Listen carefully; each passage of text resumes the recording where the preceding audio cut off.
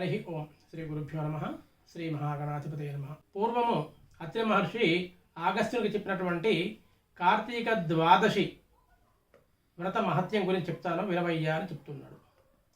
కార్తీక ద్వాదశి వ్రతం అనేటువంటిది చాలా పరమ పవిత్రమైనటువంటిది.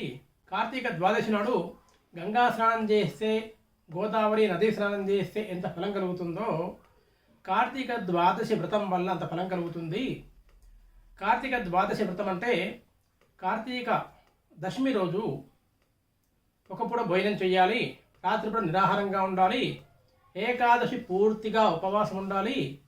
ద్వాదశి రోజు ద్వాదశి ఘడియలు పూర్తి కాకముందే స్వామివారి ప్రసాదాన్ని స్వీకరించాలి. అది ద్వాదశి వ్రతం అంటారు. ఈ కార్తీక ద్వాదశి రోజు కనుక వ్రతం ఆచరిస్తున్నట్టుంటే చాలా ఫలం కలుగుతుంది. అటువంటి కార్తీక ద్వాదశి వ్రతాన్ని ఆచరించినటువంటి అంబరీష మహారాజు వృత్తాంతం చెబుతాను అని జనక మహారాజుకు వశిష్ఠ మహాముని వివరిస్తున్నాడు. పూర్వం అంబరీషుడు అనేటువంటి ఒక మహారాజు భూమండలాన్ని పరిపాలిస్తుండేవాడు. ఆ అంబరీషుడు మహాభక్తుడు.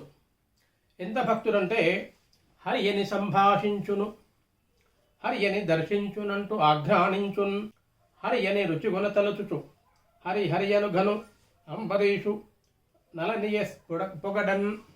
ఎటువంటి వాడంటే సర్వకాల సర్వావస్థయందు హరినామాన్ని స్మరిస్తూ ఉండేవాడు.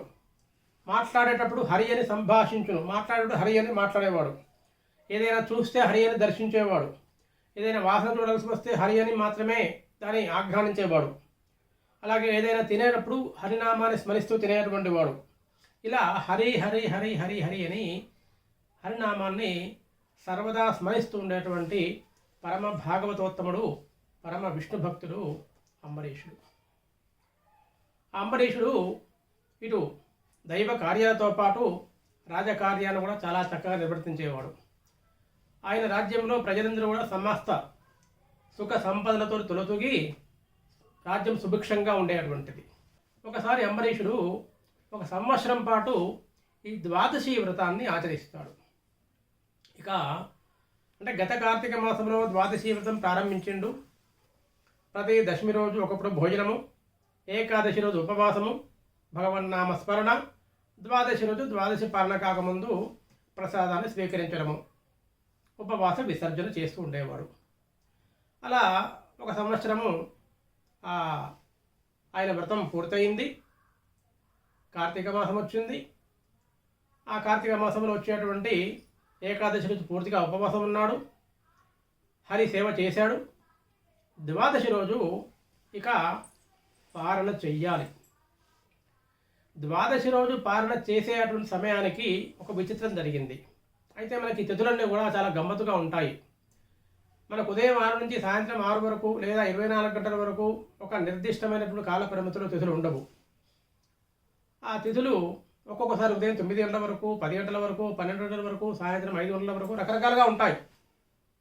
అలా ఆసారి ఉదయం 11 గంటల వరకు మాత్రమే తిథి, ద్వాదశి తిథి ఉన్నది. ద్వాదశి ఘడియలు ముగిసే లోపల అంబరీషుడు ద్వాదశి పాలన చెయ్యాలి, స్వామివారి ప్రసాదన స్వీకరించాలి. అయితే ఆ రోజు పూజ పూర్తయిపోయింది. బ్రాహ్మణులకి సంభావనలు ఇచ్చాడు, వారి ఆశీర్వచనం తీసుకున్నాడు, వారందరికీ భోజనాలు ఏర్పాటు చేశాడు, బ్రాహ్మణ సంతరం ఏర్పాటైంది. ఆ తర్వాత ఆయన అంబరీషుడు పాలన చేద్దాము అనేటువంటి సమయానికి దుర్వాస మహాముని ఏతించాడు. దుర్వాసుడు, వాసము అంటే వస్త్రము, దు అంటే చెడు, చెడు వస్త్రాన్ని కలిగినవాడు, కట్టుకున్నవాడు, ధరించినవాడు అనేటువంటి అర్థము. ఏమిటి చెడు? దుర్వాసుడు ముక్కోపి. అసలు దుర్వాసుడికి కోపము రాదు అంటే ఆశ్చర్యము. ఆయనకు ముక్కు మీద కోపము అంటే కోపము, అంటే కోపము.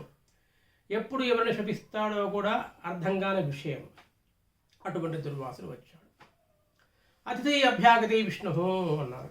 అంటే ఎవరైనా సరే భోజన సమయానికి గనక మన ఇంటికి వచ్చిన వారు అతిథులు అంటారు. తిథి, వారము, నక్షత్రము లేకుండా ముందుగా ఎటువంటి సమాచారం లేకుండా వచ్చేవారు అతిథులు. ఆ తిథితో సంబంధం లేకుండా వచ్చేవాడు అతిథి. అటువంటి అతిథి విష్ణువుతో సమానము. అది ఈ కార్తీక ద్వాదశి వ్రతము పూర్తయ్యే సమయానికి, ద్వాదశి పాలన సమయానికి ఆయన వచ్చాడు. సాక్షాత్తు విష్ణు స్వరూపుడులాగా మహర్షి వచ్చాడు అని చెప్పి ఆ అంబరీషుడు దుర్వాస మహామునికి ఆహ్వానం ఇచ్చేసి ఆయనను ఒక పీఠం మీద కూర్చోబెట్టి పాద ప్రక్షాళన చేసి తగినటువంటి పూజా ద్రవ్యాలు సమర్పించి, స్వామి, నేను ఈ కార్తీక ద్వాదశి వ్రతాన్ని ఆచరిస్తున్నాను. ఇప్పుడు నేను ప్రసాదాలు స్వీకరించాలి, మీరు కూడా రండి అన్నాడు. సరే, అప్పుడు ఆ దుర్వాసుడు, నేను నదీ స్నానానికి వెళ్ళి స్నానం చేసి వస్తాను అన్నాడు. సరే అన్నాడు అంబరీషుడు. వెళ్ళాడు. దుర్వాసుడు నదీ స్నానానికి వెళ్ళాడు. సమయం గడుస్తున్నది. ఇక్కడ ద్వాదశి గడియలు దగ్గర పడుతున్నాయి. దుర్వాస మహాముని రాలేదు.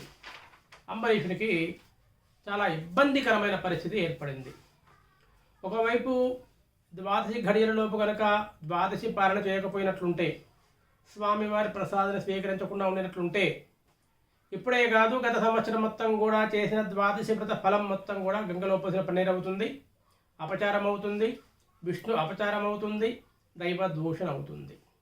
అలా అని పాలన చేద్దామా, ప్రసాదం స్వీకరిద్దామా?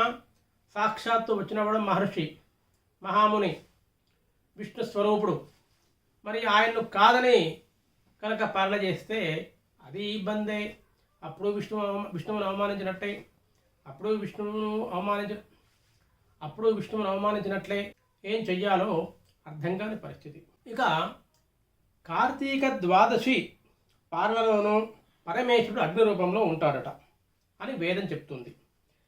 జఠరాగ్ని రూపంలో ఉన్నటువంటి అగ్ని ప్రాణవాయువు వలన ప్రజ్వలింపబడుతుంది. మనకు ఆకలి కలుగుతుంది. జీవుడు స్వీకరించేటువంటి భక్ష్య, భోజ్య, చోక్ష్య, లేఖ్యం అనేటువంటి 4 రకముల పదార్థాలు ఏవైతే ఉంటాయో అటువంటి పదార్థాన్ని అగ్ని మన శరీరంలో ఉండి అగ్ని ఆరగిస్తూ ఉన్నాడు. కనుకనే ఇంటికి వచ్చినటువంటి అభ్యాగతి ఎవరైనా సరే, అతిథి ఎవరైనా సరే అతన్ని వదిలిపెట్టి భోజనం చేయకూడదు. అందులో నిత్యాగ్నిహోత్రుడు, పరమ నిష్ఠాగరిష్ఠుడు, యోగీశ్వరుడు, విశేష విప్రుడైనటువంటి దుర్వాస మహాముని అతిథిగా వచ్చాడు. అతన్ని కాదని ముందుగా భోజనం చేస్తే ఆయుస్సు, ఆరోగ్యము, కీర్తి, ప్రతిష్టలు నశిస్తాయి. భోజనానికి రమ్మని ముందుగా తింటే ఆ ముక్కోపు శపించేటువంటి అవకాశం కూడా ఉంది. అలా అని అతిథిని నిర్లక్ష్యం చేయడము కష్టము. లేదా పాలన అతిక్రమించినట్లుంటే ఇటు దైవ దోషణ అవుతుంది. సంవత్సరం మొత్తము ఆచరించినటువంటి ద్వాదశి వ్రత ఫలం మొత్తం కూడా గంగలో కలిసినట్లుగా అవుతుంది. ఫలమంతా కూడా నశిస్తుంది. ఇటువంటి సంకట పరిస్థితిని అంబరీషుడు ఎదుర్కొన్నాడు. ఇక తర్వాత ఏం జరుగుతుంది, ఏం జరిగింది అనే విషయాన్ని 24వ అధ్యాయంలో మనము తెలుసుకుందాం. మీకు కనుక ఈ వీడియో నచ్చినట్లుంటే అందరికీ షేర్ చేయండి, లైక్ చేయండి, కింద కామెంట్ పెట్టండి, ఛానల్ని సబ్స్క్రైబ్ చేసుకోండి. ధన్యవాదాలు.